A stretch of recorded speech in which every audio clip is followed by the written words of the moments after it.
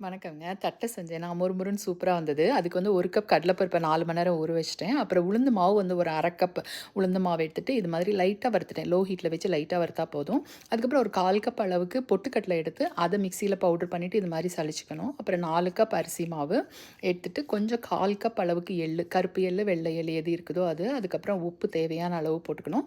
அப்புறம் அதுக்குள்ள ஊறி இருந்த கடலைப்பருப்ப தண்ணி வடிச்சுட்டு, அதையும் போட்டுட்டு, ஒரு 4 ஸ்பூன் நெய்யி இல்லைன்னா எண்ணெய் விட்டுட்டு, அப்புறம் மிளகா வத்தல் ஊற வச்சாலும் சரி, அப்படியே மிக்ஸியில போட்டு நல்லா அரைச்சுட்டு, அதையும் சேர்த்து எல்லாம் போட்டு நல்லா காரத்துக்கு தகுந்த அளவுக்கு உங்க மிளகா வத்தல கூட்டிக்கோங்க. அதுக்கப்புறம் எல்லாத்தையும் மிக்ஸ் பண்ணி நல்லா பெசஞ்சு ஒரு 1/2 மணி நேரம் ஊற வச்சுட்டு, இது மாதிரி உருட்டிட்டு கைட்டு தட்ட வேண்டியதான். சிலர் டபராட்டு பிரஸ் பண்ணுவாங்க. எங்க அக்காலாம் அப்படிதான் பண்ணுவா. ஆனா எனக்கு அது ஊட்டிட்டே வந்தது. அதனால நான் ஃபுல்லா கைட்டே தான் தட்டிட்டேன். நல்லா சூப்பரா மொறு மொறுன்னு வந்ததுங்க. 8:1 ரேஷியோ ஞாபகம் வச்சுக்கோங்க.